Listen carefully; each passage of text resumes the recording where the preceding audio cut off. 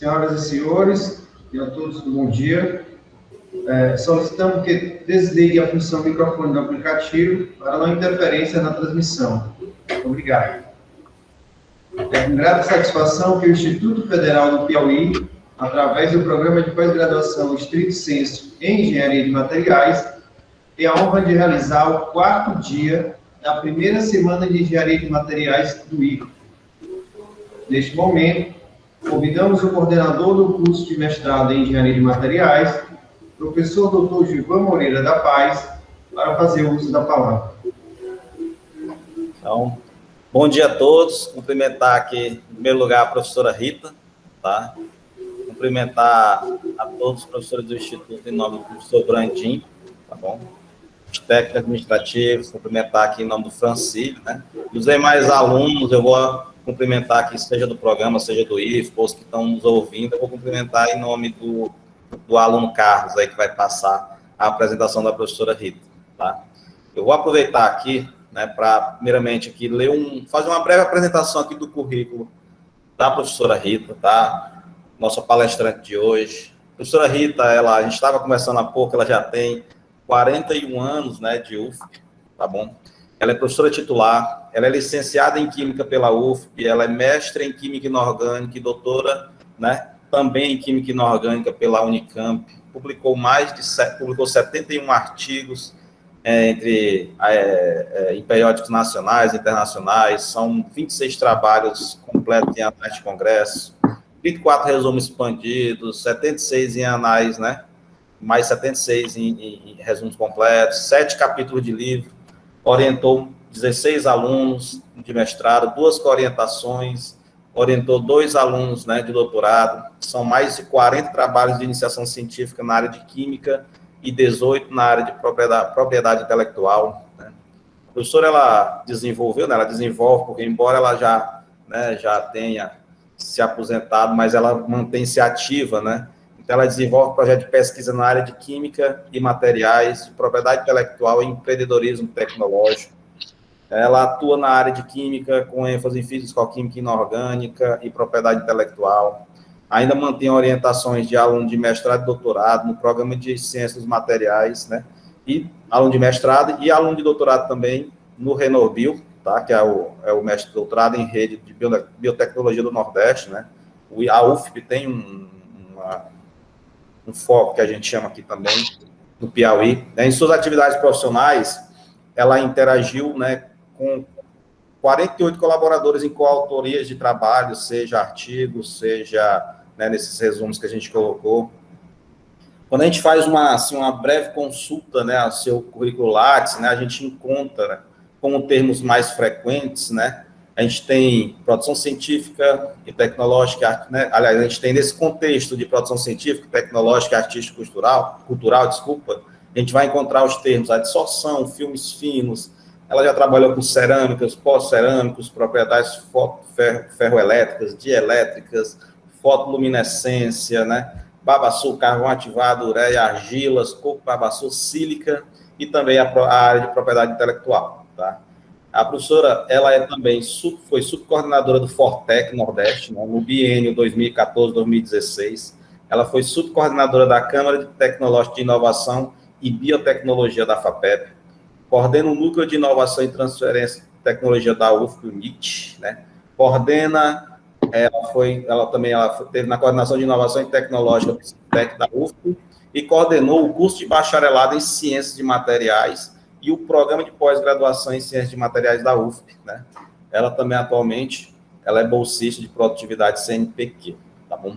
Então, assim, a professora Rita, ela tem, assim, um currículo muito, né, grande, vamos dizer assim, muito produtivo, mas ela, em especial, ela foi minha professora, né, no curso de Química da UFP, na disciplina de Inorgânica 1, Inorgânica 2, no mestrado ela foi minha professora ela foi minha professora na disciplina de Ciências dos Materiais, assim como foi professora do professor Vicente Galba, que está no programa, e de uma infinidade de outros professores aqui do Instituto. Na verdade, ela moveu uma geração nessa paixão pela química inorgânica, foi a partir, né, da disciplina de Inorgânica 1 que eu paguei com ela, que eu me encantei por química inorgânica, tanto que eu fiz mestrado na área de química inorgânica, doutorado na área de Química Inorgânica, tudo tendo como referência a professora Rita e o professor Edmilson, tá? A gente já fez alguns trabalhos juntos, tá? Então, para mim é um prazer muito grande quando ela aceitou, assim, essa palestra com a gente, e dizer que, embora ela tenha um currículo enorme, a professora ela é uma pessoa muito humana, tá? Ela é muito, né, às vezes que a gente precisou dela, quando, como aluno, sempre ela me tratou com uma humanidade, com uma simplicidade, assim, ímpar dentro do departamento de química ali da UF, tá bom, professor? Então, se alguém me perguntasse, defina a professora Rita, eu diria assim, ó, humanidade e simplicidade. Isso aí eu acho que eu nunca tive a oportunidade de falar para a senhora, mas eu falo agora, porque eu levei isso aí, por onde eu andei sempre, a gente vai, né, pegando pessoas como referência de como tratar as pessoas. E a senhora, embora a gente fosse aluno ali, a senhora sempre tratou a gente muito bem, com muito respeito e com muito profissionalismo também. Tá bom?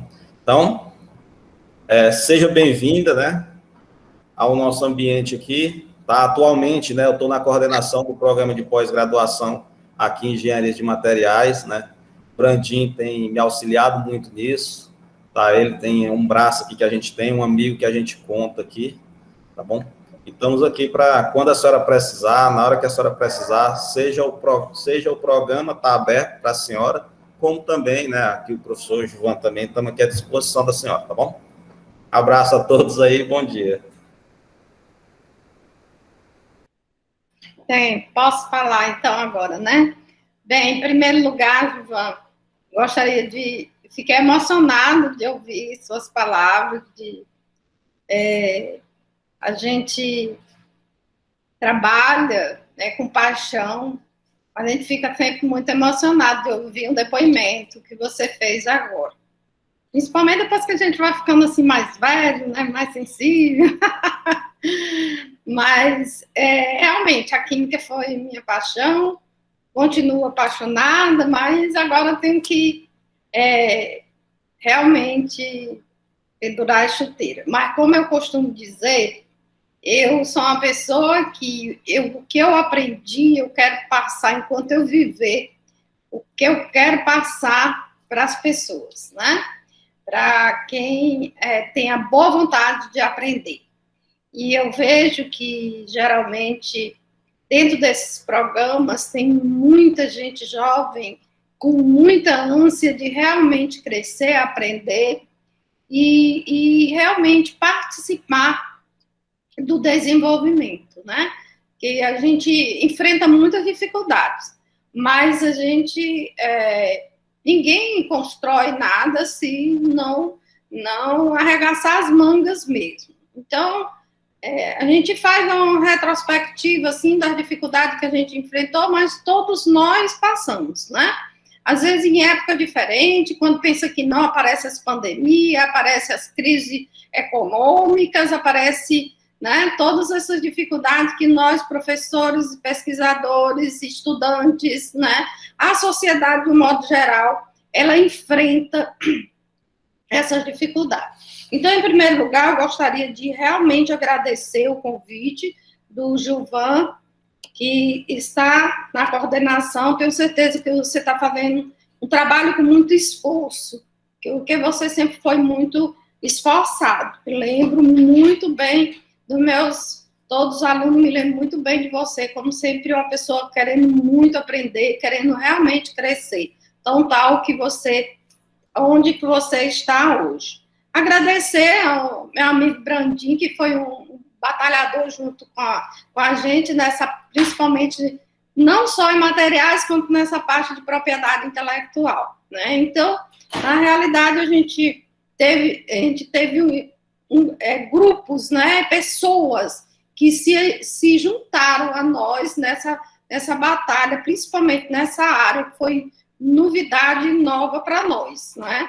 Então, de um modo geral, eu fiz uma apresentação pequena, mas a minha expectativa seria de falar alguma coisa daquilo que nós enfrentamos, mas não no sentido de fazer as pessoas, sei lá, ter medo de enfrentar. Pelo contrário, despertar para que o grupo, não só nessa área, que é uma área assim, fantástica, multidisciplinar, entendeu? Interdisciplinar de um modo geral e que tem que atrair cada vez mais as pessoas. Por quê?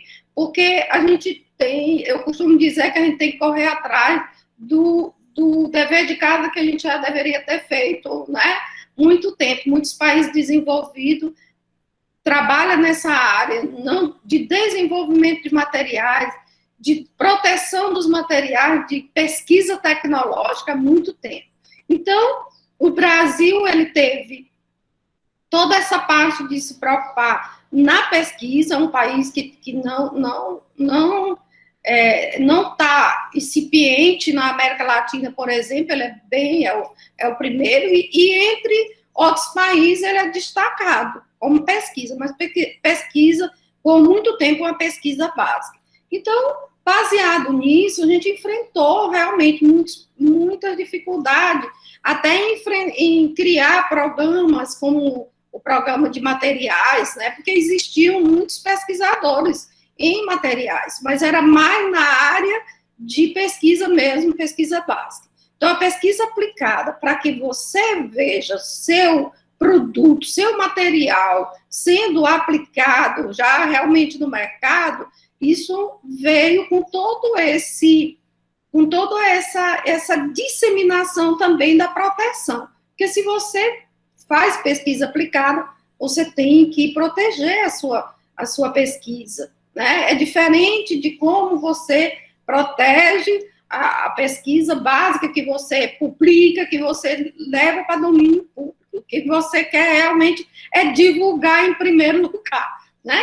Que é para poder realmente sair da prateleira. Mas a pesquisa aplicada, ela tem um diferencial, ela tem sua característica de, inicialmente, ela ter esse lado de sigilo, de proteção, para depois ela realmente chegar no mercado e chegar forte, chegar impactando, criando inovação, realmente. Então, se falava, o Brasil é um país que se falava inovação, inovação, inovação, mas fazer aquele dever lá do início, que era produzir tecnologia, para que essa tecnologia se transforme numa inovação aqui, como país produtor, desde o seu início, era muito difícil, era praticamente desconhecido.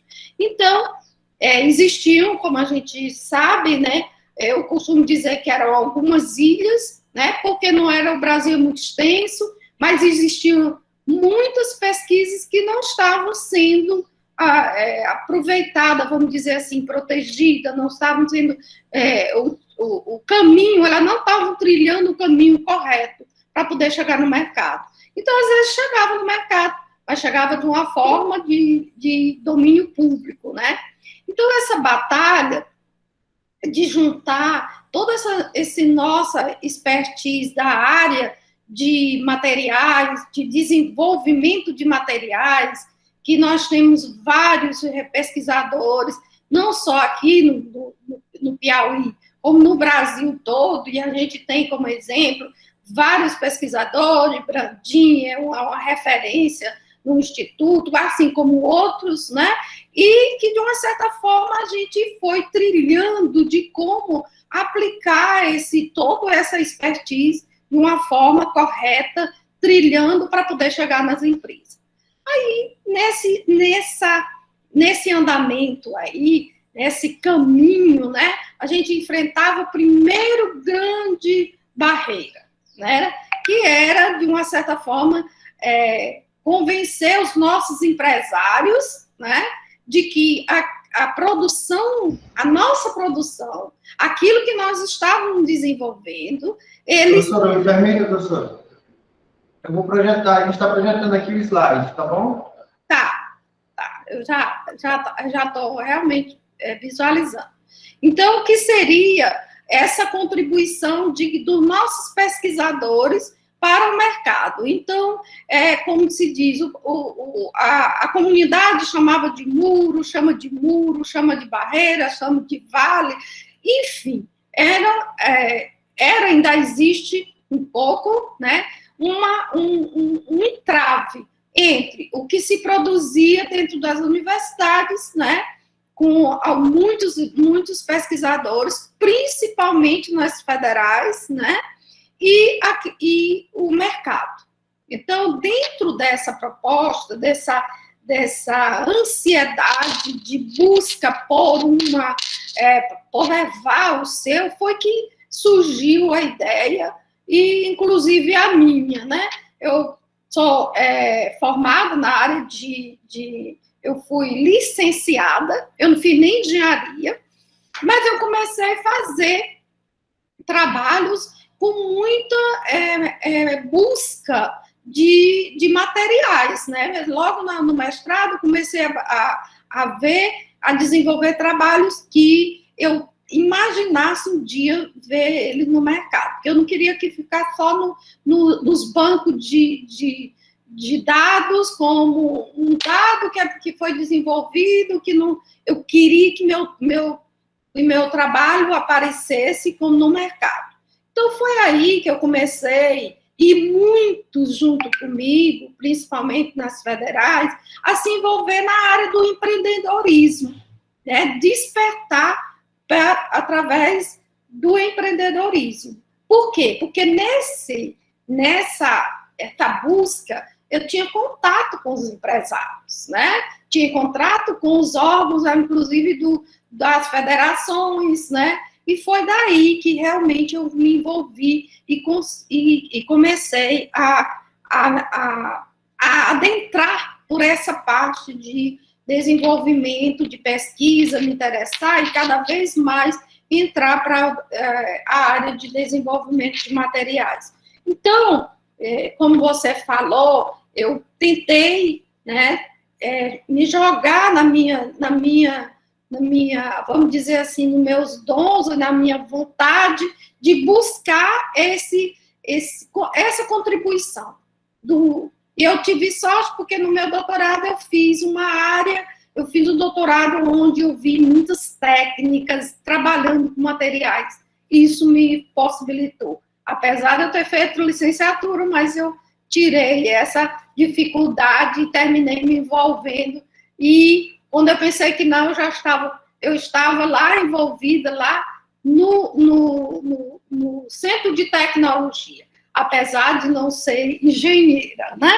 Então, foi assim, mais ou menos, o caminho, me envolvi de acordo com a demanda e também querendo cada vez mais passar o que eu conseguia agregar no meus conhecimentos em todas as áreas. Me envolvi com o RenoBio, que foi um programa que também né, que afetava áreas de várias vertentes, né, que tinha gente da farmácia, da química, né, de várias áreas. Então, eu me envolvi a priori por causa dessa área de propriedade intelectual. E depois terminei orientando algumas teses lá no programa RenoBio. Foi uma experiência muito boa.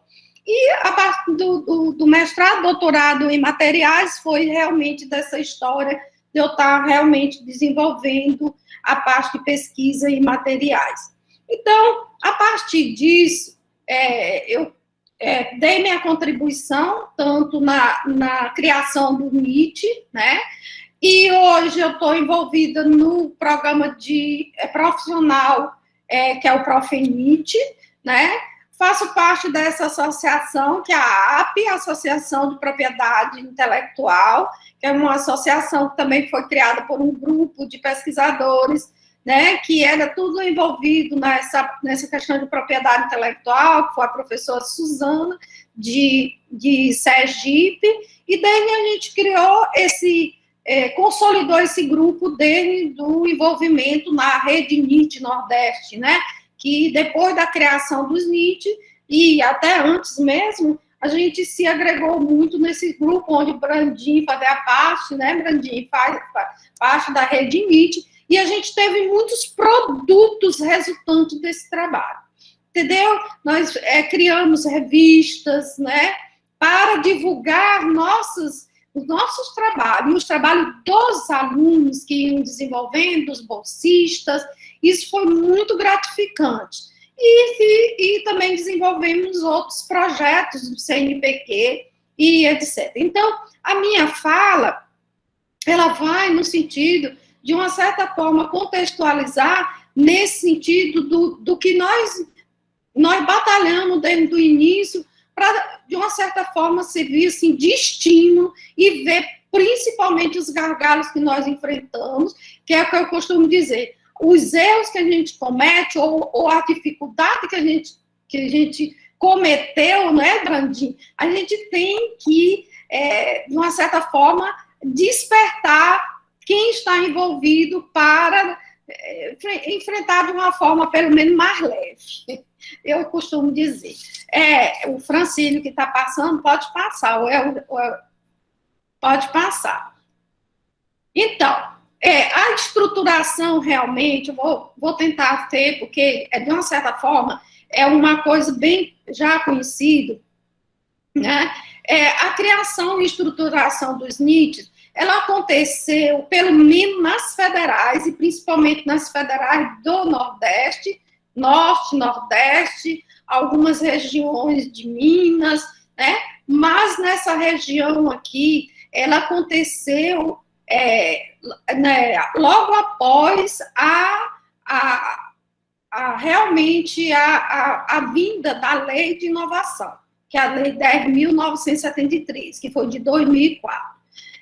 E seu decreto regulamentador, que foi de 2005. Então, a partir daí, a UFP, como uma dessas pioneiras, e também o Instituto, né? Eu acho que foi na mesma época, não foi, Brandi?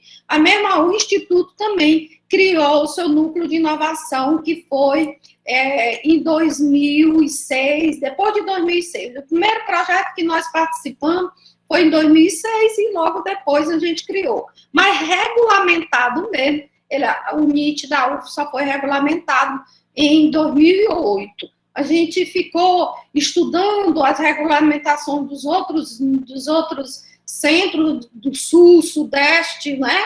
E tendo, como dizer, trabalhando para regulamentar, mas já funcionando. Então, tal que em 2008 a gente já começou a fazer o nosso depósito de patente. Então, nesta época foram criados vários outros NITs, principalmente no Nordeste. E como a gente trabalhava numa rede, né, que era rede, isso foi muito salutar. E hoje a gente vê o quanto é importante você se agregar, né? Você se agregar, trabalhar em rede, trabalhar em grupo, trabalhar realmente vendo as experiências dos parceiros, né? Fazendo parcerias, porque isso é que faz realmente você crescer e não ficar ilhado, né? Então, muitas outras universidades do Brasil criaram seus NIT baseados nessa exigência da Lei de Inovação, a Lei 10.973. Entretanto, a maioria, ela não contava, não tinha uma cultura, não tinha capacidade, recursos humanos para gerir toda a demanda e todas as normativas, vamos dizer, atender todas as normativas da lei. Que a lei foi mudada, hoje já tem a outra, que a gente vai tentar fazer como um estoque de como ela falou.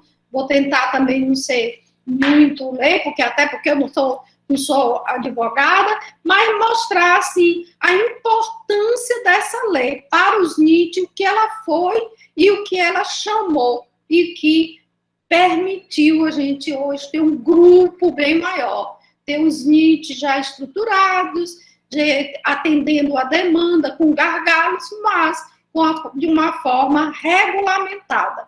Porque antes disso a gente não tinha quem desenvolvia tecnologia ou fazia parceria com as empresas, de uma certa forma, sem o conhecimento da universidade, que por isso a gente, de uma certa forma, até era alguns eram até mal vistos. Quando um pesquisador tentava crescer, coitado, ele não tinha uma regulamentação, ia fazer, não ia deixar de fazer. Não critico, né? Então, as universidades de pequeno e médio porte, elas se dedicavam à pesquisa básica, mas elas não tinham a expertise para proteger de forma adequada as suas pesquisas quando elas adentravam a pesquisa aplicada, né? Quando ela partia para a pesquisa aplicada. Eu estou fazendo uma pesquisa básica, de repente eu me aprofundo e desenvolvo um produto, até por necessidade, que a gente sabe que as necessidades, os desenvolvimentos, elas acontecem muito porque a gente tem que se virar, como se diz, se vira mesmo para poder suprir as nossas necessidades. Então, a proteção era muito, muito baixa, não existia praticamente, né? A maioria das universidades. E a propriedade intelectual embutida nessas pesquisas, elas realmente, para algumas partes do Brasil, elas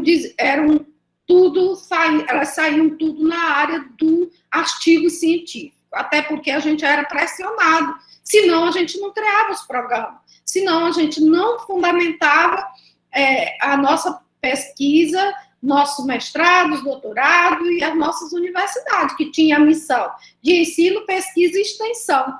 Então, algumas se adentravam na parte do empreendedorismo, desenvolviam muito bem a parte de incubadoras, tem muitas até no Nordeste que tem incubadoras, muito tempo. Criaram pequenos parques tecnológicos, tem deles que cresceram, como a gente tem exemplo do parque tecnológico aqui, nosso parceiro aqui do Ceará, o próprio de Pernambuco, o próprio César. O César, ele surgiu um instituto, né? O César, acho que todo mundo conhece, ele surgiu dessas pesquisas, dos pesquisadores fazendo tendo essa característica e começaram a desenvolver pesquisa aplicada e terminaram tendo que tirar de dentro da instituição que é federal, e criaram o César. Então, a gente, às vezes, quando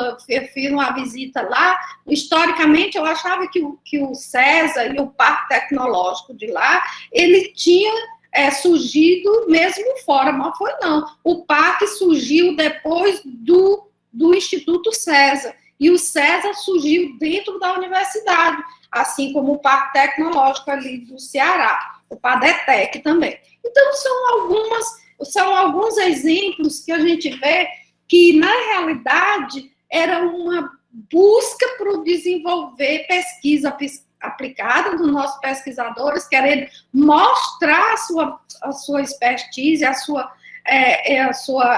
capacidade de desenvolver pesquisa tecnológica. Mas o marco regulatório não existia, né?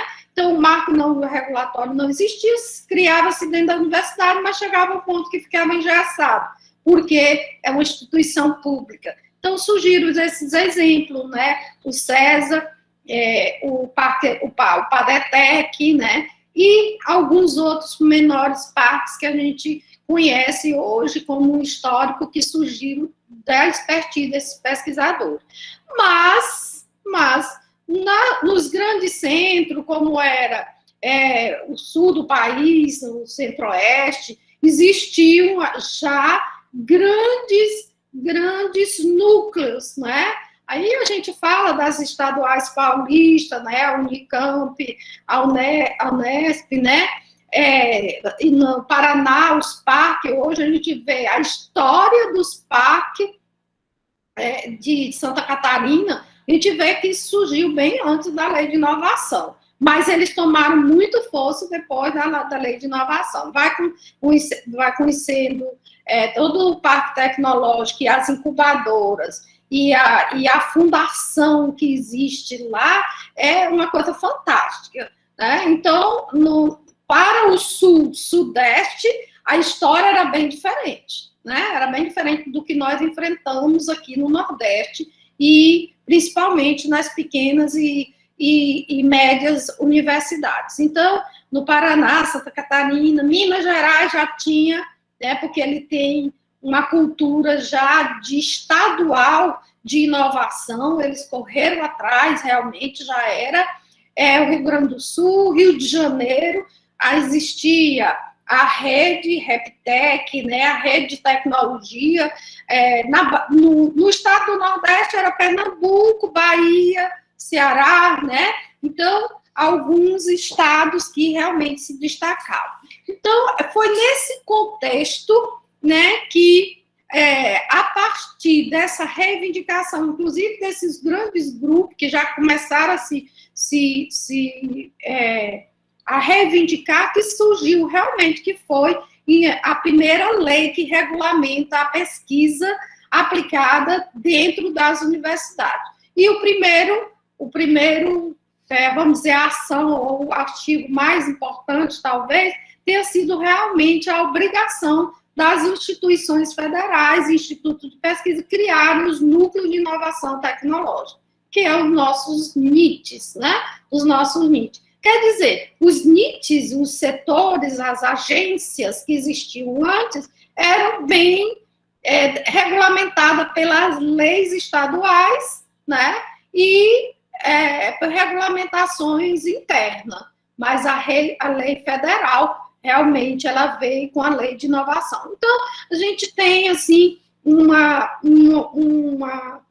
vamos dizer, um agradecimento muito importante por todos que lutaram por essa lei, porque realmente, a partir dela, foram criados muitos editais, né, na mesma época, foram lançados muitos editais pelo governo, pela FINEP, CNPq, né, uns anos depois, até pela CAPES também, teve aquele grande edital, onde a CAPES queria envolver todas as empresas e os pesquisadores dentro da empresa para trabalhar na empresa em parceria com as universidades. Então, essa foi o ambiente, a contextualização que eu vi, e quando comecei nessa área, assim, para criar o NIT, a gente tinha esse ambiente, né? Pode passar. Então, como já falei, o objetivo principal foi atender a lei, principalmente no seu artigo 16, né, que era para apoiar a gestão e a política de inovação das instituições de ciência e tecnologia, os ICTs, né, chamadas ICT, está lá definido na lei também o que seria uma ICT, públicas, que deveriam, né, ele não estava dando uma opção, a lei estava, vamos dizer assim, mandando que as instituições criassem o NIT, né? Nós não reivindicamos, pois tinha que criar o núcleo de inovação tecnológica. Ele poderia ser próprio ou então associar duas instituições. Eu, particularmente, não conheço nenhuma instituição que tenha feito associar. A gente fazia parceria, se ajudava, mas realmente o NIT associado somente nos institutos que criavam um grande NIT, né, e criavam os pequenos outros NIT, né. Eu acho que o Brandin tem uma boa informação de como foi criado esses NIT.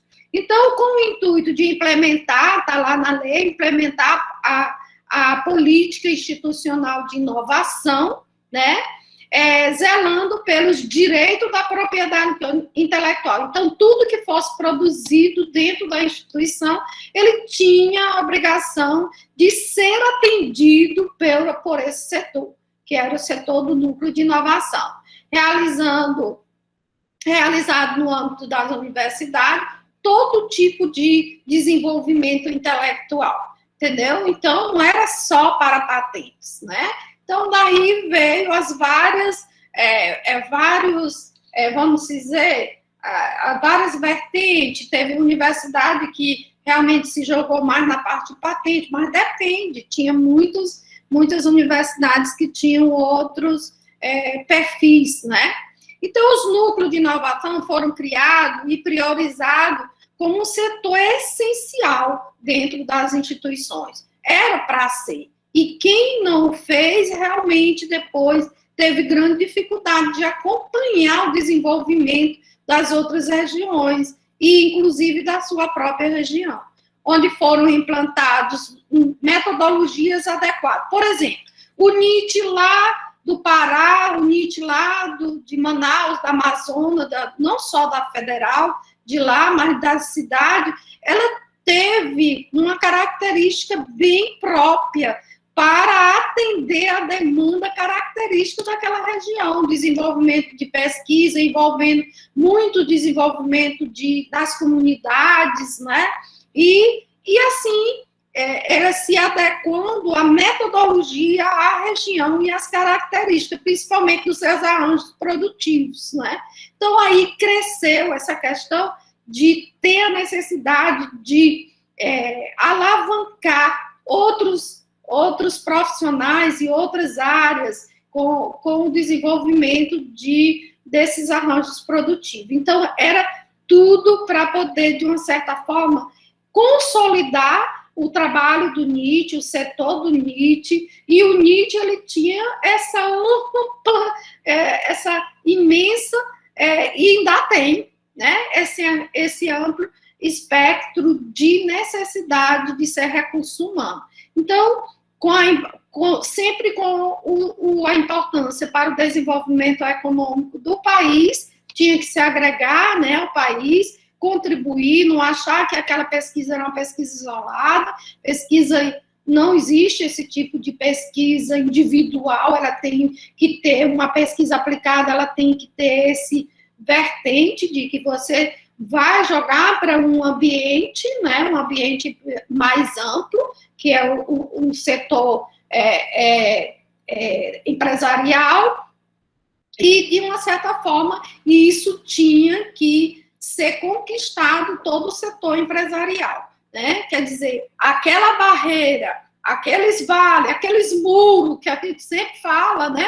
Aqueles muros, eles tinham que ser rebaixados, eles tinham que ser diminuídos. Quer dizer, a linguagem entre o pesquisador, né, acadêmico, que é onde estavam os laboratórios, a maioria das empresas, isso vem da característica do Brasil, né? A maioria das empresas, poucas empresas têm centro de pesquisa, os centros de pesquisa foram sendo fortalecidos realmente cada vez mais dentro das universidades, ou, de uma certa forma, a partir desse centro, como a gente citou até, o centro do César, né, aqui no Ceará. Então, foi nesse contexto, né, e nessa necessidade, e nessa visão que nós pesquisadores e gestores de NIT, tivemos que trabalhar para poder fazer o nosso pesquisador ter essa visão ampla de desenvolver pesquisa nesse contexto mais amplo. Agora, com a regulamentação, agora com um ambiente que lhe dava a mão, que lhe dava assessoria, que lhe dava condição de realmente levar a sua pesquisa para o setor produtivo. Pode passar. Então, aqui eu coloquei somente bem rapidinho que são, além daquela exigência de criar, além de inovação, de criar o NIT, ela tenha as competências principais. Então, de uma certa forma, está resumido aqui aquilo que, de uma certa forma, eu falei, que eu terminei de falar. Então, a primeira era zelar pela manutenção em política institucional. Então, poucas universidades existiam uma lei, uma resolução interna que regulamentava toda a pesquisa aplicada, toda a pesquisa, de um modo geral, né? O desenvolvimento de pesquisa das criações dentro das universidades. Então, esse foi um dos primeiros deveres de casa que nós tivemos. Não foi não, Brandinho? Foi um dos primeiros deveres de casa, foi a gente tentar fazer fazer esse modelo de resolução e a gente foi buscar naqueles outros centros que já estavam mais adiantados, né?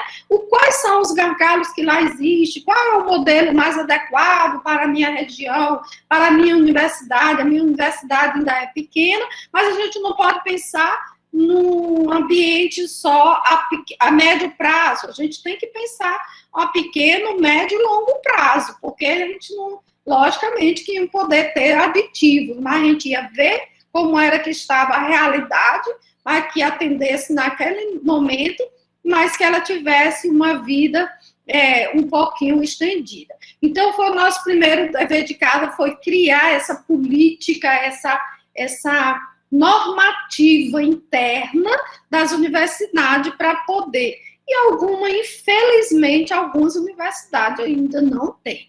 Eu tenho certeza que o último dados que eu peguei do Formic, do MCTI, né, não constava que todas as federais já tivessem a sua política, né, os seus institutos de pesquisa, mas infelizmente, logo tem que, principalmente agora que já tem a nova lei, né. O licenciamento, a inovação, de forma a permitir que você não só protegesse, mas que você tivesse condição de fazer a transferência.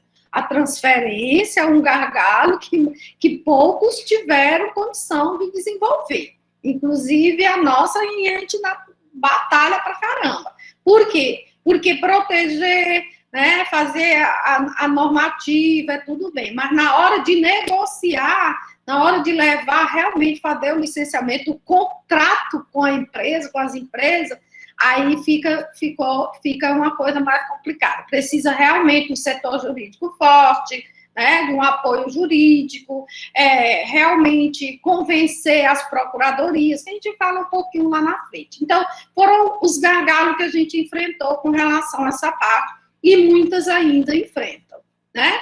Avaliar e classificar os resultados da pesquisa. Então, o pesquisador, às vezes, ele não tinha esse conhecimento. Então, eu fiz isso aqui, eu quero proteger, mas tem que ver se está adequado à Lei 9.000, né, que é a Lei de Propriedade Industrial. Então, essa classificação, ela tem que ter também pessoas qualificada, por quê? Porque você também não pode chegar para o pesquisador, eu quero proteger minha pesquisa, tá bem aqui minha pesquisa, mas só que aquela pesquisa pode não ter um foco comercial. Então, para você convencer o pesquisador que aquela pesquisa ela não se enquadra dentro da lei de proteção de patente ou de qualquer uma outra, né, para que ele mesmo publique, porque ele estava fazendo, ele estava com a expectativa, ele despertou e quer proteger. Então, a gente tem que ter essa pessoa, esse recurso humano dentro do NIT, que tenha a capacidade de fazer vamos dizer, esse convencimento para o pesquisador e também, ao mesmo tempo, proteger de uma forma adequada para todos, para o pesquisador e para a instituição. Isso não é realmente um trabalho que tenha sido um trabalho muito fácil. Avaliar a solicitação dos inventores independentes também era uma coisa que eles davam. Vem uma pessoa lá do sul, eu inventei isso aqui, ele não tem nem noção se já está de domínio público, a gente tinha que dar. Opinar pela conveniência e procurar proteção de criações, desenvolvimento da instituição, ir lá mesmo atrás, nos grupos de pesquisa, né? Acompanhar o processamento de pedido. Quando foram começando as demandas, aí você tinha que acompanhar. Tem que acompanhar, porque senão ela entra, vence os prazos, aí é difícil, né? Desenvolver estudo de prospecção, quando o pesquisador vem para fazer todo essa busca e mostrar para o pesquisador novos horizontes da sua pesquisa. Né? Não é só fazer uma busca, não tem aqui, mas não tem, eu não tenho ainda publicado, não tenho ainda protegido, mas e você vai proteger só isso? Mas qual o seu horizonte para o futuro? A médio e longo prazo, você tem que ir caminhar numa linha para desenvolver mais muitas outras pesquisas, né? Muitos outros inventos e criações, né? Desenvolver estudo de prospecção, desenvolver estudo de estratégia para transferência de inovação, né? Junto com o setor produtivo e o empresarial, né? Promover e acompanhar o relacionamento da ICT com as empresas. Então, esses itens aqui de baixo, eles são realmente aqueles que, de uma certa forma, impactam mais para os gestores de NIT, porque a pessoa tem que ter um lado comercial também. E aí vem a necessidade do setor jurídico, das procuradorias, né, para poder desburocratizar isso daí. Isso aí foi talvez o que provocou mais uma discussão dentro dessa lei, né, para poder, e que foi, de uma certa forma, melhorado muito na lei que veio depois. Pode passar. Vocês vão me controlando aí o tempo, né? Eu gosto muito de passar esses slides, de uma grande amiga. Eu acho que ela foi muito feliz em resumir colocar nessa tela aqui aquilo que a gente tem, né, tinha e tem, e aquilo que a gente precisa chegar em termos de uma instituição como as nossas, né? Os institutos, né, federais, as universidades, como a gente estava. Então, só fazendo um resumo, quando nós chegamos, né, de uma certa forma, a nos envolver com a pesquisa, nós desenvolvemos pesquisa nessa área, pesquisa científica com foco maior em ampliar toda a base do conhecimento. A gente jamais vai abandonar esse quadrante aqui inicial, porque aqui foi que nos enriqueceu em todos a parte de publicações, de consolidação do nosso programa, permitiu que a gente criasse... Alguém quer falar? Permitiu que a gente criasse uma estrutura sólida de publicações para chegar a adentrar, como eu falei, na parte do desenvolvimento tecnológico, né? Então, os nossos NITs, eles surgiram porque aqui já existia muita pesquisa, né?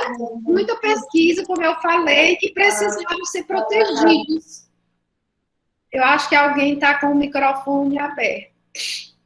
Então, a gente ficou... Nós estávamos com pesquisa consolidada e querendo entrar nesse quadrante aqui, que é o desenvolvimento tecnológico, né? E muito já tempo eu já fiz esse resumo. Para poder, a partir daqui, você chegar no desenvolvimento industrial, que é na empresa, né? Que a empresa é quem vai desenvolver, vai pegar seu produto, muitos... tão tal que nas nossas pesquisas, ainda hoje, as nossas pesquisas aplicadas, que estão dentro dos NIT, elas não estão prototipadas, elas não tiveram prova de conceito. Agora que a gente está trabalhando muito nessa parte, né, de maturidade tecnológica, né, para ver como que nossa pesquisa, que foi protegida nessa área aqui, ela possa realmente ser enquadrada aqui no desenvolvimento industrial. Por quê? Porque nessa passagem aí a gente não conta com, praticamente a gente não conta com financiamentos. Os órgãos de fomento, eles colocam o desenvolvimento projeto, que você pode fazer um projeto de desenvolvimento tecnológico, mas, em geral, às vezes você não coloca para essa parte toda de prova de conceito, de prototipagem, para poder você já ter, nesse ponto aqui, já atrair também a empresa. Então, a empresa vê seu trabalho como muito incipiente, onde ele ainda vai ainda ter uma expertise muito grande para poder desenvolver. Então, eu acho que o que nós temos como prateleira em termos de patentes dentro do SNIT, ela vem dessa dificuldade que a gente tem de ter financiamentos aqui, ter possibilidade de transformar ou de atrair ao setor industrial ao ponto de ele não demorar, porque o setor produtivo ele não quer coisa demorada. Eles têm um limite de tempo, eles têm um padrão de tempo diferente do nosso. E nós também, pesquisadores, já estamos também muito ansiosos com essa morosidade, né, que a gente tem. Então, a gente já está aprendendo muito com o próprio empresário a querer que as coisas corram, graças a Deus, né? Graças a Deus. Mas antes a gente tinha muito essa dificuldade. Mas o que a gente faz? Se você tiver um trabalho, sugerir aí um trabalho qualquer entre algum aluno, até para fazer um trabalho de TCC no mestrado profissional, ou mesmo no mestrado, para você analisar aqui o nosso número de nossas patentes, que elas estão aqui na prateleira, nesse setor ainda, que já foram protegidas, mas não conseguiram chegar ainda ao setor produtivo, né, que seria a indústria. Então, é muito grande por causa desse gargalo aqui. Então, eu vejo, mas esse gargalo aqui, ele foi provocado por várias coisas.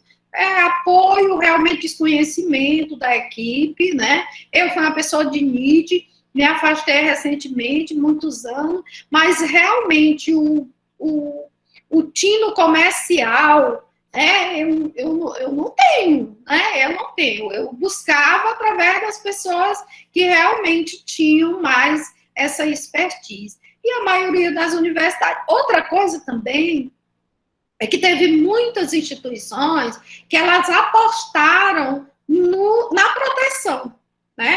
É como ele diz assim, olha, eu quero realmente proteger. Depois eu penso no problema que vem depois. Então, teve também muito essa postura e aí, de uma certa forma, acumulou. E outra coisa, a gente costuma ouvir, não só ouvir, se conscientizar que patente, desenvolvimento tecnológico e proteção envolve dinheiro, e esse dinheiro não pode ficar parado. Então, quando você pensa em o desenvolvimento de uma tecnologia, você tem que pensar a longo prazo dela realmente chegar até o setor produtivo. Por quê? Porque, realmente, para você chegar aqui, você gastou muito dinheiro. Então, essa visão também de gastos que a gente tem, tanto para chegar lá, como para conservar, ou para dar esse salto, é muito alto, né? E existem muitas, até críticas, né, de algumas universidades que jogam realmente muito na expertise de proteger, mas sem avaliar antes o lado comercial. Tem algumas universidades do Sul, uma delas que eu cito mesmo, porque existe, vocês podem abrir o site que vocês veem, que elas só protegem depois que faz uma avaliação do produto em termos de mercado. Só protege em termos de mercado. Porém, é uma responsabilidade muito grande. Qual equipe, né, que vai convencer o seu reitor, o seu gestor, vamos dizer assim, o seu gestor máximo, de que aquele produto não vai dar retorno comercial? É uma responsabilidade muito grande aqui. Mas o NIT, ele pode fazer esse papel. Ele deve fazer esse papel. Aquela competência lá atrás que a gente leu foi exatamente isso, avaliar vamos dizer assim, as tecnologias que realmente devem ser protegidas. Mas esse pente fino, vamos dizer assim, é uma responsabilidade muito grande. E nem todas as universidades têm esse recurso humano, ou tem essa postura de barrar, vamos dizer assim, entre aspas, né? Barrar uma proteção no início. De uma certa forma, ela tem que chegar para o pesquisador e dizer, olha, a universidade não tem interesse, então você pode proteger. Você dá uma carta de aval para ele proteger, se ele quiser. Isso é uma responsabilidade muito grande. Então, a gente vê já aqui um gargalo muito grande que a gente tem que enfrentar. Ou um gargalo, vamos dizer assim, uma necessidade de recursos especializados, de uma postura da parte da direção dos institutos, das universidades, nesse passar daqui, dessa vertente, né, desse quadrante aí de desenvolvimento tecnológico, onde você pega novos produtos, novos processos, melhoria de novos, e tem que levar realmente esse produto para o mercado. E não para ficar na prateleira, para dizer, se você vê que ela não é um produto que vai dar retorno comercial, tem que convencer o pesquisador de que ele deve escrever um artigo, que ele não perdeu a pesquisa dele. Mas esse trabalho é uma responsabilidade muito grande, né? Então, aí para você ver já o papel aqui de uma vivência da responsabilidade da gestão do NIT, desse setor dos NITs, né? E que veio crescer muito mais com a nova lei, que é a 13.000, né? 243, e que deu mais responsabilidades ainda. Então, a partir daqui, esse produto chega realmente a ser, a desenvolver a ter uma inovação para poder atrair o mercado e ter retorno. Então, com esses gargalos, com essa dificuldade, os NITs, né, eles não têm condição de se manterem ainda, muitos NITs não têm condição de retorno para se manter. Então, a maioria deles ainda estão agregados à administração superior, né, não tem CNPJ ainda próprio, mesmo tendo já o direito pela nova lei. Pode passar.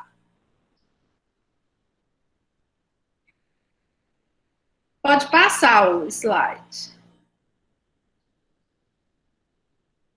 Então, como eu falei naquela outra, em termos de marco legal, a lei de inovação, ela teve, a gente pode analisar a lei de inovação, e ela deu muitas oportunidades, porém elas não foram exploradas, por causa do engessamento de muitas outras leis que existem dentro da administração, por causa das procuradorias que desconheciam. Então, toda uma discussão começou a surgir de toda a possibilidade de expansão de todos os artigos daquela lei, de se aproveitar. Então, foram mais de 5 anos, foi em torno de 5 anos que houve a discussão para se chegar à Lei 13.243, que, de uma certa forma, tomou como base a Lei de Inovação, mas 9 outras leis de marcos legais que estão dentro das universidades.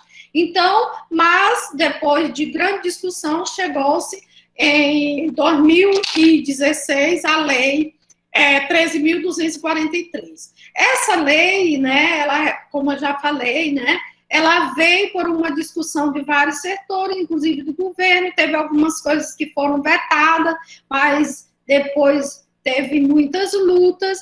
E quais foram os avanços dessa lei? A nova lei avançou na promoção do ambiente regulatório, do ambiente total, não só da lei de inovação, da proteção, mas da pesquisa como modo geral, né, estimular a inovação, a nova parcerias com as empresas, enfim. Eu formulei aqui que eu achei ponto-chave, mas tem vários, viu? Então, eu aconselho, né, alguns pontos que eu destaco, né, na nova lei, né? A formulação das ICT privadas, que antes era na outra lei, ela não estava, e que elas entraram na Lei 13.000, né? Entidades privadas sem fins lucrativos, como objeto da lei, né? Foi importante para esse setor, porque, de uma certa forma, poderia fazer com mais facilidade parcerias com as universidades, inclusive, né? A ampliação do papel dos NIT, e essa ampliação foi muito grande, quer dizer, a gente costuma dizer que a gente foi atrás de mais trabalho para os NIT, de uma certa forma, mas para desengessar muita coisa, né? Para a gente ter mais liberdade na gestão dos NIT, incluindo a possibilidade de que as fundações, né, que elas se tornassem uma fundação, ou vice-versa, ou a própria fundação se tornasse um NIT da ICT. A diminuição de algumas entraves na importação de insumo, aí beneficiou bastante aos pesquisadores, a fortalecer os grupos de pesquisa, a trazer a própria, aquele gargalo que tinha entre o quadrante do desenvolvimento e a empresa, né, para trazer a empresa para desenvolver a prototipagem, toda a pesquisa, para ela andar mais e ela chegar mais próximo do setor produtivo. Então, essa lei, ela veio para melhorar. E a formalização das bolsas de estímulo às atividades de inovação para pesquisadores e, inclusive, também fazer parcerias onde pessoas das empresas pudessem trazer trainee para dentro das universidades. Enfim, convênios bem mais desburocratizados. Quem entende mais de lei do que eu, acha assim, mas eu achei assim, esses pontos aí essenciais dentro dessa lei. Quer dizer, em termos de NIT, ela cresceu, ampliou e as responsabilidades, mas, ao mesmo tempo, flexibilizou para negociação com as empresas, né? Dos NIT com as empresas. Pode passar.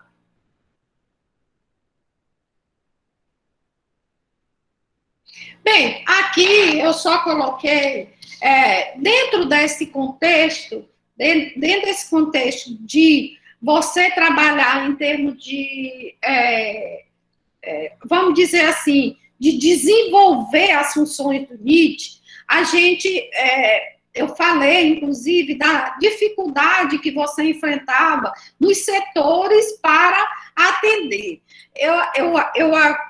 Eu gostaria de, antes de mais nada, mostrar aqui esse resumo que vem resumir toda a propriedade intelectual que nós temos, né?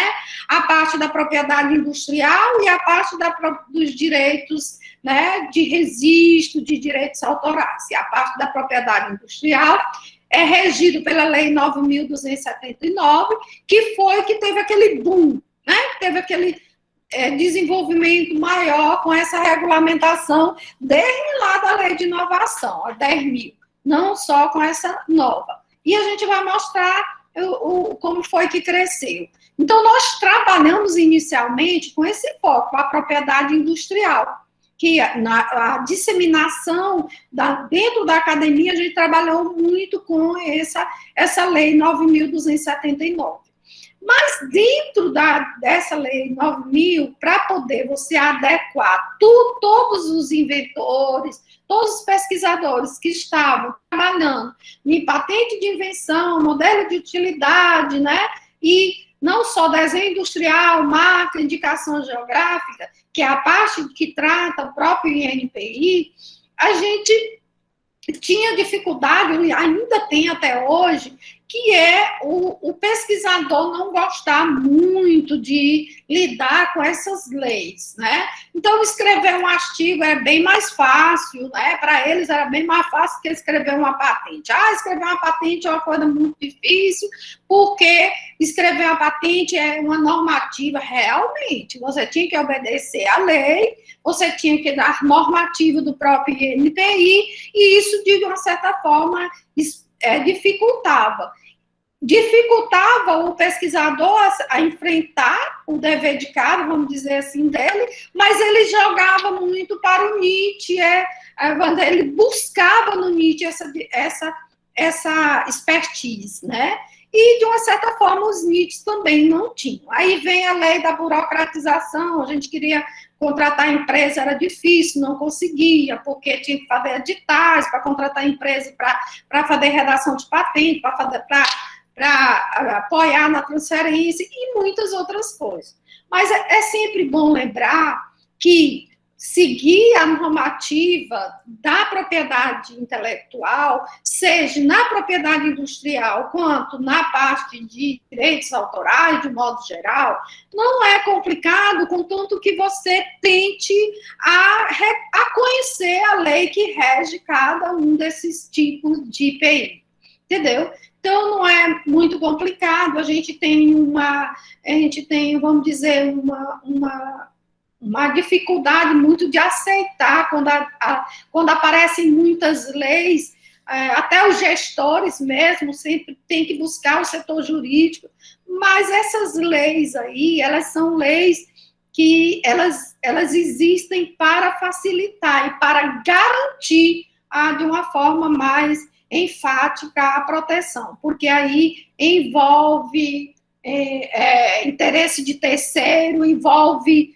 né, setor econômico, dinheiro, enfim, envolve uma parte que a gente não estava acostumado a lidar, quando a gente só desenvolvia pesquisa básica, que era publicar artigo, né, fazer capítulo de livro, publicar, às vezes, um livro ou outro. Mas, de um modo geral, a gente tem um arcabouço legal muito, muito bom, que, apesar de ser uma lei de 1996, ela é uma lei bem adequada, ou pelo menos bem em consonância com todas as outras leis internacionais, que elas não estão em disparado com as outras leis, pelo contrário, né? Então, a grande dificuldade que a gente teve, a gente procurou, né? Pode passar. A gente procurou passar através de incentivar alguns programas, pode passar.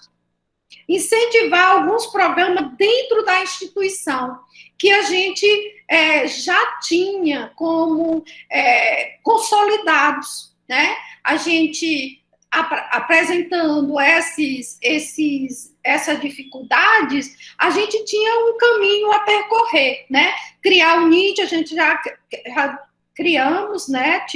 Tivemos condição de criar, seguindo a lei de inovação, capacitar os nossos recursos humanos. Como é que a gente teve esse caminho de capacitar? A gente tinha duas vertentes: capacitar quem ia atender no próprio NIT e capacitar, vamos dizer assim, entre aspas, né? Capacitar não, mas convencer os nossos pesquisadores de seguir a linha de mais uma pesquisa mais aplicada, né? Então, aí a gente tem dois ambientes. A gente já tinha um programa, que a gente tem um programa já consolidado, financiado pelo governo, que é o PIBIC, né? O programa que incentiva as bolsas de pesquisa, né? Com os pesquisadores, e em consequência desse programa, que é muito, muito importante, o programa PIBIC, ele dá, e os pesquisadores também têm todo aquele caminho também a percorrer, que é a busca por bolsa de pesquisador, né?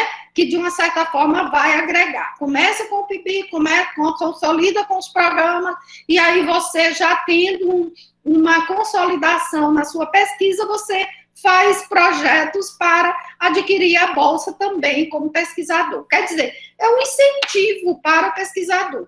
Então, a parte de pesquisa básica, é como está vendo lá, ela se desenvolveu, mas ela tem um suporte muito bom, que são os programas tanto para a bolsa pesquisador, quanto para a bolsa bolsista de alunos de CNPq. Então, foi sempre uma luta muito grande e que ele foi se consolidando e crescendo nas universidades à medida que iam surgindo os programas de mestrado e doutorado, que é sempre paralelo, e cresce pesquisa sem isso, e de uma certa forma isso foi muito salutar.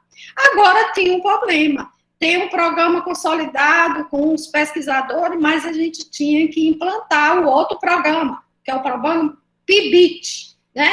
E nós tivemos uma dificuldade muito grande, né, Brandinha? A gente lembra que, inicialmente, no programa PIBIT, abriu o edital, apareciam ideias maravilhosas, bem organizadas, mas a vertente de desenvolvimento não existia nos projetos. Então, foi realmente um grande caminho que a gente seguiu, com a grande dificuldade, mas a gente conseguiu. Hoje o programa PIBIT também já aparece, né?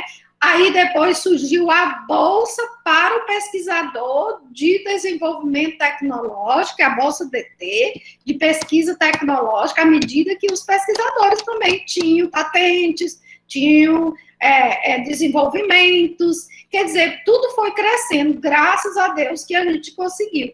Então, eu gostaria de chamar a atenção para todos que são envolvidos, alunos e pesquisadores, novos pesquisadores, que lutem sempre por esses programas. Esses programas foram chave para todas as universidades, e são chave para todas as universidades, que é o programa PIBIC e o programa PIBIT, que é o desenvolvimento científico e o desenvolvimento tecnológico, né?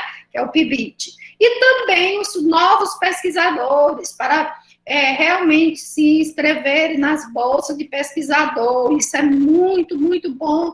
Na hora que você se torna um pesquisador do CNPq, abrem-se vários horizontes, você participa de vários análises, você se torna uma pessoa ligada diretamente às agências do CNPq e CAPES, então você trilha por outros caminhos. Então, aos novos pesquisadores, a gente não esquece de recomendar que vocês tenham como meta mesmo, alcançar esse estágio, porque a partir de então você se torna realmente um pesquisador que você tem melhores condições de crescer. É quando você tem aluno de C, aluno de T, e também se torna ou um pesquisador PQ, de pesquisa científica, ou um pesquisador DT do CNPq. Então, eu não canso de incentivar os novos pesquisadores a lutarem por isso. Eu tenho pouca pesquisa, mas eu vou lá concorrer. Se eu não ganhar esse ano, eu posso ganhar o ano que vem. Não? Então, você vai logo tentando até chegar lá. E, principalmente nessa área tecnológica, vá lá atrás da Bolsa de Desenvolvimento Tecnológico, né? Então, o caminho a percorrer era disseminar a cultura de PI no ambiente acadêmico, seria dar realmente com as mãos, com a parte de empreendedorismo, com as incubadoras, né? Tentar se agregar também e auxiliar nas incubadoras. Aqueles que são muito envolvidos na parte de empreendedorismo, incentivar os alunos a parte de criar as empresas juniores dentro das universidades, é um verdadeiro laboratório de empreendedorismo, eu gosto muito de incentivar, atender a demanda despertada que foi crescendo gradualmente. Então, essa foi a nossa missão. Já estou com mais de 1 hora falando, né? Mas já estou perto, viu? E criar um ambiente fértil e atraente através de eventos. Outra coisa também bastante importante, gostaria agora novamente de parabenizar ao programa, né, o programa de engenharia de materiais, e que não só esse, mas outros, sempre organizar eventos. Os eventos são muito férteis. Nossa, é muito bom você participar, você trocar ideia, você fazer novos contatos e despertar nos alunos novos avanços nas pesquisas. E isso a gente só faz através de promovendo cursos, eventos, participando de redes, participando de editais, se agregando, fazendo parcerias com a empresa, vê lá os editais, fica vendo todo o tempo os editais para poder participar. Outra coisa bastante importante é quando você começa a participar também dos editais, porque fica no seu histórico do CNPq que você já participou, você vai colocando lá, já coordenei um projeto tal, coordenei um evento tal, isso tudo é enriquecedor para a gestão de quem faz pesquisa, né? Quem faz gestão de pesquisa, gestão de projeto e realmente chegar a se correlacionar com o setor produtivo, né? Eles vão atrás dessas pessoas que são, assim, realmente, não tem medo de enfrentar qualquer dificuldade. Bem, os gargalos que a gente enfrentou, que de uma certa forma eu vou resumir aqui, mas muitos deles eu já falei. A dificuldade maior seria a relação com a normativa da RCT, né, que seria as leis, o setor jurídico, as procuradorias, né, muitos colegas. Na nossa universidade, até que eu particularmente não tive muita dificuldade com a nossa procuradoria, mas eu via depoimento de colegas, muitos colegas que tiveram muita dificuldade. Aqui eu não estou falando só da Universidade Federal, mas aquilo que eu conseguia captar, dialogar com meus colegas de outras universidades, de outros institutos, de outros NITs, principalmente, né? A dificuldade de contar com o setor jurídico dentro do próprio NIT, a gente nunca conseguiu consolidar o setor jurídico dentro, que com a nova lei, ela pode ser bem explorado, porque para a própria fundação, a fundação de amparo da instituição, o setor jurídico é muito forte, né? Tem que ser o setor jurídico, porque ela tem a gerência dos projetos, então ela tem um setor jurídico muito forte. Eu tentei muitas vezes, não consegui, viu? Muitas vezes eu tentei agregar ou colocar meu setor jurídico dentro da própria fundação. Não tem dinheiro, não tenho como suportar. Mas hoje, com a nova lei, as coisas mudaram e a gente está aí em outro ambiente. A rotatividade dos recursos humanos era uma dificuldade muito grande, mas, por outro lado, a gente agradece, eu tenho uma gratidão muito grande de ter convivido com muito e despertado em muitos bolsistas que hoje são realmente doutores na área, fizeram mestrado, doutorado na área de PI, e hoje são grandes nomes dentro da propriedade intelectual, da propriedade industrial, às vezes também do setor, até do setor industrial, que tem pessoas que demandaram para o setor produtivo. Não havia no Ministério, sim, uma grande dificuldade que ainda hoje, eu não sei, eu não vi nesses últimos anos de pandemia, eu não vi, mas o que a gente lutava muito era ter no Ministério do Planejamento uma condição da universidade abrir um concurso com profissionais específicos para o NIT, né? Que a gente busca na administração, nos outros setores, mas não existia no planejamento um perfil do profissional para atender os NEET. Então, na realidade, ou eram de outras áreas que iam se desenvolvendo, ou de bolsistas que a gente realmente formava, né? E de uma certa forma, isso dificultava, né? E a demanda ia crescendo e, de uma certa forma, isso era muito positivo, muito, vamos dizer assim, muito gratificante para a gente, que a gente viu o resultado, mas, ao mesmo tempo, dava uma angústia da gente ver aquela quantidade de produtos ali protegidos e a gente querer ver lá transferido para a sociedade, para o setor produtivo. Isso ainda é um gargalo, né? Mas o tempo, né, era muito preocupante da gente ter que atender as várias vertentes. Pode passar. Bem, aqui somente alguns conceitos que eu não vou me deter, porque são conceitos que que vem a ser uma patente, que eu acho que não cabe, mas que, de uma certa forma, é mais para despertar, né, em quem quer proteger, e alguns exemplos de produtos que são bem característicos de uma região e que podem ser protegidos, né? Pode passar. Aí, as três, como eu falei lá, quando eu estava falando da dificuldade, uma coisa que eu gostaria assim, de chamar bastante atenção, que naquelas normativas que a gente tem claramente o que você pode se encaixar como um requisito de patenteabilidade, que é a novidade, atividade ativa e aplicação industrial. E que produtos bem comuns do nosso dia a dia pode fazer parte pode estar incorporado nesses três requisitos. Só basta você ler, escrever e botar no papel, né? Pode passar. Professora Rita. Oi. A senhora tem mais 6 minutinhos, viu? Eu já estou terminando.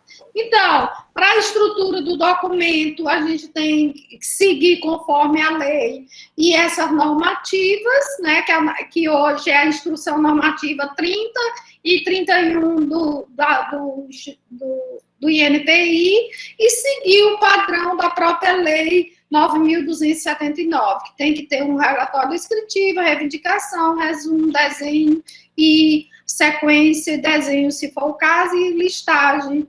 Pode passar. Bem, aqui é somente para mostrar o nosso portfólio de propriedade intelectual que nós conseguimos durante esses anos, né? Como eu falei, o nosso NIT, apesar de ter sido criado, entre aspas, em 2000, começo de 2007, ele foi regulamentado em 2008, e o resultado realmente maior, ele apareceu em 2000, que foi produto dessa disseminação em 2011. Então, em 2011 teve um boom, 25 PIs, depois em 2012, 16, aí teve uma queda que teve algumas dificuldades, que era relativo àquilo que eu já falei, né? E hoje a gente está com um total tem uma boa demanda na área de softwares registrados, que foram registrados 63, e os softwares são concedidos com mais rapidez. Nós temos 2 patentes concedidas e as demais, né, protegidas 175, né? Mas uma boa demanda que nós contamos com a quantidade de software, que realmente é bastante grande, né? E esse foi o nosso trilhar. Até que eu tentei fazer um gráfico de coluna, mas eu já foi em cima da hora, mas na tabela dá para ter uma ideia de como nós crescemos. Poderíamos estar crescendo mais, mas a gente teve todas essas dificuldades. E os contratos, eu não tenho autorização assim para falar, mas tem alguns contratos também já de transferência, e eu acho que é isso aí. Eu queria agradecer. Eu acho que eu falei demais, falei mais de uma hora, vixe, Maria. Eu falo muito, né? Não, professora, não falou não. Tá? Eu Nós temos gostaria, ainda 3 assim, minutos ainda para a senhora. eu queria até que o Brandim, que conviveu com a gente aí, podia falar alguma coisa para complementar alguma coisa que você acha que foi muito importante para nós. Eu achei a participação na rede, nos projetos, mas... Não, a senhora contou toda a história, né? A sua vivência dentro da Universidade Federal foi incrível. E nós pegamos carona com a sua experiência para tentar montar o nosso NIT, né? Mas o grande gargalo nosso foi quando chegava na Procuradoria, porque uma lei nova e o entendimento da lei ainda não estava claro, né, o que se podia, o que não se podia fazer, e veio aquela questão da possibilidade do pesquisador, mesmo ele sendo DE, ele indo para um chão de fábrica, ter direito à bolsa, quer dizer, foram vários questionamentos, né, que foram feitos à época, que ainda hoje ainda rolam, né, sobre essa possibilidade. E hoje o nosso maior gargalo em termos de Instituto Federal, né, é que o nosso NIT é feito por uma única pessoa, diferentemente do NIT de vocês, né, que tem toda uma estrutura, tem todo um pessoal de apoio, mesmo a grande maioria sendo bolsistas, mas tem. O nosso ainda estamos conquistando espaços, né? Conquistando espaços para poder colocar na cabeça da importância do NIT. E aí onde veio, na época que eu estava na pró-reitoria, foi o entendimento que se a gente tivesse um pessoal capacitado, né, nessa parte de propriedade intelectual, patente, indicação geográfica, e esses outros, né, que fazem o NIT, né, foi a gente fazer o convênio com o pessoal lá da Universidade Federal de Sergipe, né, com a professora Suzana, para estruturar o NIT, né, com essas pessoas altamente qualificadas em nível de mestrado e doutorado, que iriam dar suporte a isso. Mas como tudo na educação é lenta, né, e aí a gente está ainda formando o pessoal, né, a gente tem que esperar um pouquinho mais. Vocês foram um pouco mais rápido que a gente, né? Andou mais rápido. O nosso não. O nosso, nós tivemos alguns empecilhos políticos, alguns empecilhos estruturais para entender realmente e colocar na cabeça da procuradora que isso era importante.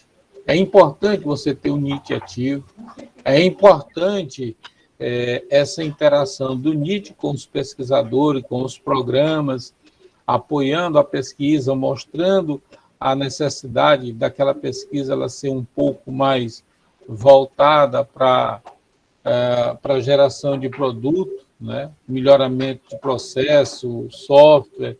Né? Então, é isso que eu tentei trazer o NIT para o programa. Né? Estou saindo, estou pedindo minha aposentadoria, mas eu acho que já avançou bastante. Né? Já avançou muito para quem era uma escola técnica e de uma hora para outra, 100 anos depois, a gente não muda uma cultura de 100 anos em 10 anos. Né? Mas agora eu vou abrir o espaço, né, para as perguntas. Eu sei que teve um colega aí que levantou a mão logo no início, né? Eu não sei se ele deixou a pergunta aqui no chat, eu vou dar uma olhadinha, e já eu passo aqui. Eu acompanhando aqui, eu não vi a pergunta, eu só vi o cidadão com a mão levantada, né? Mas, pois é, então, e aí eu deixei a senhora falando que era exatamente para a gente deixar no final, né? Tem os agradecimentos aqui da sua palestra, dando os parabéns, foi excelente, né? E a gente não podia esperar menos do que a senhora falou em termos da fala, né? Uma pessoa altamente qualificada, que começou mesmo, nós tivemos a oportunidade de dar início, bem no início mesmo da coisa, né? Que foi essa questão da inovação tecnológica. Bom, eu estou abrindo aqui a palavra. Alguém quer fazer alguma pergunta? Sim Professor, ou não? fui eu que levantei a mão. Júlio. Então, Júlio, vai lá, faça a pergunta. A minha pergunta não é bem específica sobre o assunto, mas é aproveitando a oportunidade de perguntar, no caso, né? Pode fazer. Desejo participar do programa de mestrado de engenharia de materiais, né? E tenho poucas publicações a respeito da área, né? Aí eu encontrei uma situação que eu acho que poderia contribuir. E minha dúvida é porque eu encontrei um mineral em solo maranhense e gostaria de saber o que pode ser feito a respeito dele dentro do programa, em alguma linha de pesquisa e uma pesquisa rápida na internet. Eu acho que esse mineral se chama gipsita, na região de Codó, que eu encontrei. Júlio, eu te direciono ao professor Érico, né? O Érico, ele é um geólogo, ele faz parte do programa, tá? Então, é a pessoa mais indicada para conversar com você. E agora ele está com a parceria. O Gilvan, qual é o nome da outra colega que está na área de... Érico. Bom dia mais uma vez. É a professora Naeja, tá? Ela também é Naeja. geóloga. Pois Tá? é. A gente pode falar com eles dois, a gente pode depois pegar meu número, ver aí, eu posso passar meu contato, ou então a gente direciona você para o Érico, aí você conversa com ele, e aí ele pode te dar até umas orientações para ver se onde você achou essa gipsita, se ela já não é, né, já não é um ponto conhecido ou não, tá bom? Mas ele vai te orientar melhor, ele é professor do programa também. E aí, para participar do programa, né, tradicional, o edital já está lançado e tudo, tem todas as etapas lá. E aí, conversando com ele, eu acredito que se for um ponto ali onde não foi trabalhado, não vai ter nenhum problema para aproveitar esse mineral para até as caracterizações e o potencial de aplicação, né, as possíveis aplicações que vão ter, que possa, assim, gerar uma dissertação, tá? Bom, então... Nossos alunos, eu não sei se no Instituto tem algum aluno trabalhando. Algumas universidades, Pernambuco, Sergipe, elas estão trabalhando muito na parte de buscar nos arranjos produtivos aquilo que pode ser protegido por indicação geográfica, né? Esse grupo da Suzana, que tinha a Ana Leonora, né, que nos deixou, ela trabalha também com isso, né? Eu não sei se no Instituto alguém já despertou para essa área, porque nós temos muitos arranjos produtivos aí, e de uma certa forma esses trabalhos iniciais, eles vêm muito a contribuir, a nível de mestrado, doutorado, eles vêm muito a contribuir para o processo de solicitação de indicação geográfica, né? Foi feito da Opala de Pedro II e da Cajuína, mas quantos outros arranjos não temos, né, no Piauí, que podem ser feito análise, né, e fazer esse trabalho de busca com as associações, para fazer aquele trabalho inicial. Então, eu não sei, é bastante interessante, porque a nossa universidade não teve nenhum aluno, até que eu ainda propus para um aluno do Profenit fazer um trabalho assim, mas como era muito pouco tempo, né, ele ficou com medo, porque veio a pandemia, né, para viajar, porque geralmente esses trabalhos envolvem você ir na associação, conhecer, e ter um contato maior, né, ter uma parte de trabalho de campo. Porque tem que... Temos o professor Galber, que ele vem trabalhando com uma parte da flora nativa, né? Onde ele tira os extratos. Tem a doutora Marina, que trabalha também com alguns princípios e alguns extratos, tá? Inclusive, era a gente tem alguns trabalhos que estão sendo pedido patente, né? Mas, quer dizer, a gente pode ver essa questão da indicação geográfica além dos arranjos produtivos, né? O professor Luiz Fernando, ele trabalhava muito com os compósitos, né? Desenvolvendo materiais compósitos e aplicações. Teve um trabalho muito interessante com um arquiteto, onde ele usou umas fibras vegetais como reforço em casas que utilizavam adubo, né? E isso já era utilizado antigamente, né? Mas só que aí eles fizeram Era um aditivo, né? Era o aditivo, né? Então eles começaram a fazer esse trabalho, mas eu não sei como é que ficou a solicitação, se pediram patente ou não. Eu sei que foi um trabalho bem exitoso, né? Gerou várias publicações, e foi um negócio muito legal. Teve um trabalho, assim, que eu tive vontade de fazer, né? Mas não vou mais enfrentar esse, não. Mas eu tem aquelas cerâmicas lá do parque Pedro II, não, Ah, meu Deus, lá onde tem o museu arqueológico. São Raimundo Nonato. Né? E eu fiz uma visita lá e eu achei bastante interessante, porque elas são diferenciadas, as argilas de lá, que eles usam naquele material lá também. Então, eu acho que ele rende um bom trabalho de se encaminhar para pedir uma indicação geográfica. Mas eu terminei, eu só fiz 2 visitas. Aí teve um amigo lá do Rio de Janeiro que veio, fez questão de ir lá, ele disse que fazia parceria comigo, mas foi o tempo que eu já fui me desligando, já completou meu tempo, mas é um trabalho também bastante interessante, né? Nós temos 2 mãos levantadas aqui, do primeiro o senhor o Martins e depois o Janiel. E sobre essa sua fala, eu queria só fazer uma complementaçãozinha logo depois. Então, eu vou passar a palavra para o Martins. Né? Pois não, Martins? Professor, só para... Eu estava tentando responder a pergunta dela aí. Acho que ela está falando da argila Balclay lá de Oeiras, não? Não tem a argila de Oeiras, mas tem também aquela também eu fui lá pegar, né? Trabalhei com ela um pouco, mas tem lá em São Raimundo Nonato, aquela centro cerâmico lá que eles produzem aquelas peças diferenciadas e eles têm até convênio com algumas empresas para fazer exclusivo com os designs deles, entendeu? Eu fui lá, conheci a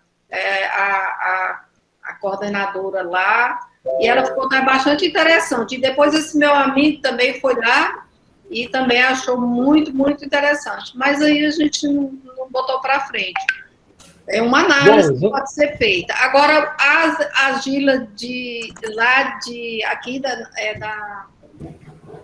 como foi a capital, de Oeiras, eu também fui lá, né? Recolhi e conheci aquele centro de artesanato que tem aquele pessoal. Lá também é bastante interessante, que tem uma comunidade quilombola lá no início da cidade, e que eles trabalham com cerâmica, só que eles não trabalham com a cerâmica, aquela cerâmica Balclay, a branca. Né? Eles trabalham com outra cerâmica, mas também um arranjo produtivo bastante, onde tem muita arte, e tem a parte de conhecimento tradicional da comunidade. Né? Pode envolver naquela lei, né? na outra lei do conhecimento, né? Tradicional.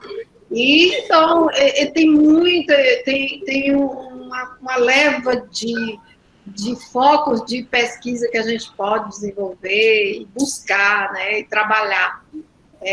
Tem essa pandemia aí, eu não sei quanto tempo, né, para os jovens pesquisadores que estão envolvidos, eu chamo bastante atenção.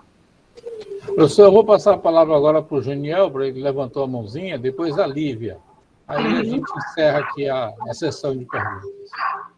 Professor, que eu estou no e-mail do Janiel aqui, vou colocar na sala, ele teve que sair, mas é conselho, tá, professor? Professora Rita, está escutando? Tá, eu estou, né? Pronto. Professora Rita, é uma pergunta bem parecida até com outro palestrante que eu havia feito, né, o professor Raulino. Dentro desse processo de pesquisa e inovação produzido dentro da academia e essa conexão com o mercado, quais os fatores que, a seu ver, né, quais os fatores que dificultam, né, que essa pesquisa tenha acesso às empresas e que, de fato, venha a ser um produto ou um serviço, que, de fato, venha a ser a inovação que vai aí contribuir para a sociedade, que vai produzir conhecimento, que vai ter um valor agregado e que, de fato, né, se torne um produto ou um serviço à sociedade. Olha, hoje com o marco, né, e com a abertura e a flexibilização da parte da Lei 13.243, realmente só persistência realmente e aproximação.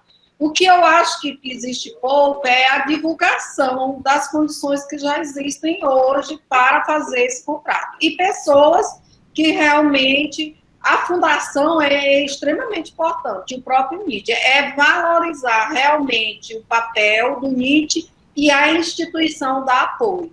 Por quê? Porque, como o próprio Brandinho falou, né, o nosso NIT também está muito enxuto.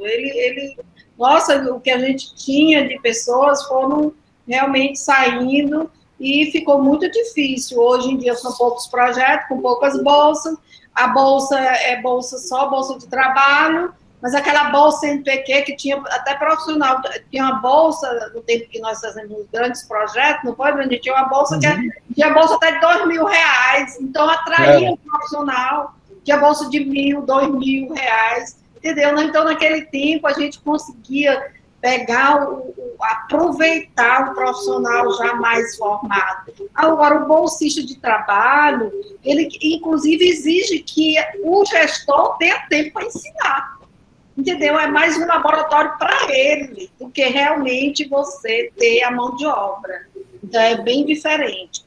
Então, o que existe mesmo é ter que ter apoio da instituição para despertar, porque nós temos a lei, agora nós não temos mais desculpa, temos a parceria do laboratório, tem convênio, pode fazer um convênio com a empresa, marcar, regulamentar o tempo de hora que ele possa ir para o meu laboratório, por exemplo, eu tenho que dar, eu tenho que ter esse direito, né? E ele não pode atrapalhar a minha pesquisa, mas é tudo regulamentado, tantas horas o pesquisador vem. De uma certa forma, não há necessidade, porque os laboratórios não estão tão lotados assim, para ele dizer, você só pode vir nessa hora, você só pode vir. Agora a pandemia está mandando a gente fazer isso, não é não, Brasil? Mas antes, não estava. Meu laboratório estava cheio, mas mesmo assim eu não diria, eu tinha um período lá que eu tinha, acho que 9, 10... Vou passar a palavra aqui para a Lívia. Mesmo assim... É só questão de ir realmente à luta e trazer o empresário. Lívia, com você agora. Bom dia. Na verdade, é mais um complemento à pergunta que o colega fez anteriormente, né? Sobre a agicita, que ela é conhecida também como uma pedra de gesso, né? Um minério cálcio. Então, é muito utilizado na construção civil, né? Então, é uma área bem explorada e que pode ter uma exploração maior nessa relação ao estudo, né? Porque é utilizado na construção civil constantemente. Então, era mais em relação a essa linha de pesquisa. Tudo bem. Bom, então eu agradeço a professora doutora Maria Rita pela brilhante palestra, né? Como sempre, a gente tem uma pessoa assim, a gente chama porque sabe que conhece, né? E o que foi interessante é que ela foi, assim como eu, nós pegamos o início de tudo, então ela contou toda a história, toda a dor de cabeça que passou, E hoje a gente está deixando esse nosso legado, ela na Universidade Federal, eu aqui no Instituto, né? Ainda estamos tentando estruturar melhor, mas quero agradecer, professora, né, pela sua brilhante palestra, tá? E o programa está sempre de portas abertas para trabalharmos em parceria, tá? Então, muito obrigado. Eu vou passar a palavra agora para o nosso coordenador, o professor Gilvan, para que ele faça as honras finais. Eu não sei se o Gilvan vai... Eu só gostaria de dizer que eu fiz esse apanhado, né, mostrando essas dificuldades, não para espantar ninguém, mas pelo contrário, para mostrar que esse grupo tem que continuar e tem que crescer. Então, para, de uma certa forma, convocar novos pesquisadores a se agregar.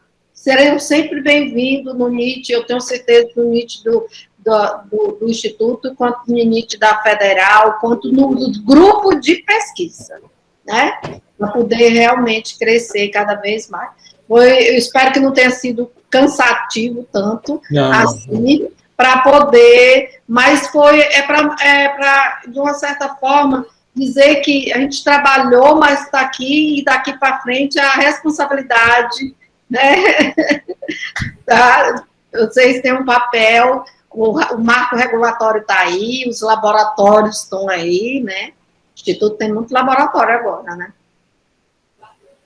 Eu só, Gilvan, antes de eu passar para você, antes de você falar, eu só queria falar o seguinte, que quando eu entrei no Serviço Público Federal, eu participando de um dos eventos científicos, eu tive uma oportunidade de assistir uma palestra de uma doutora Pequet, pesquisadora, né, nível 1, e ela falando que no final de carreira dela, ela passou um pouco mais de 15, 20 anos para conseguir estruturar o que ela estruturou, né?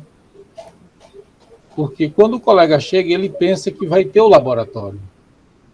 E os laboratórios que se tem, a professora Rita correu atrás dela, atrás de projeto, dor de cabeça e tal, submissão e tal.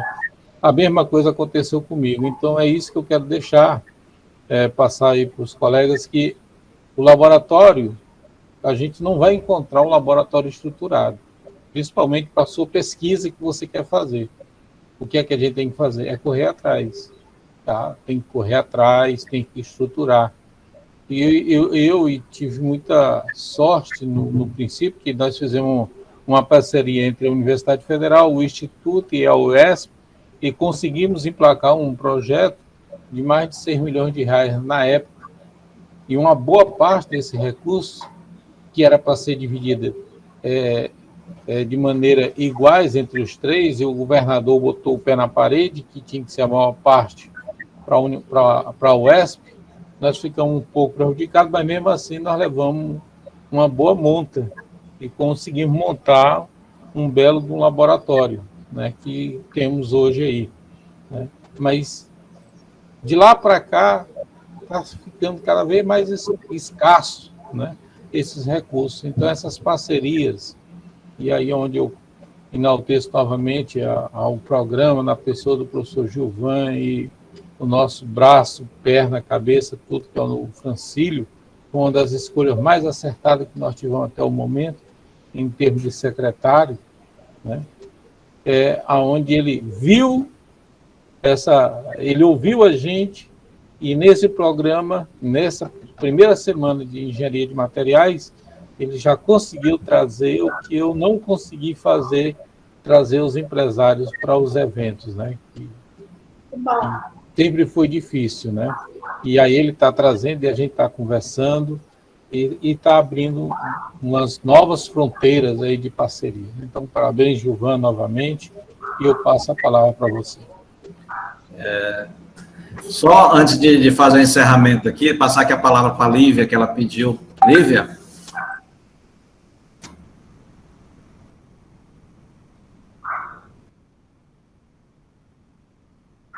Não, desculpa, foi sem querer que apertou aqui, viu?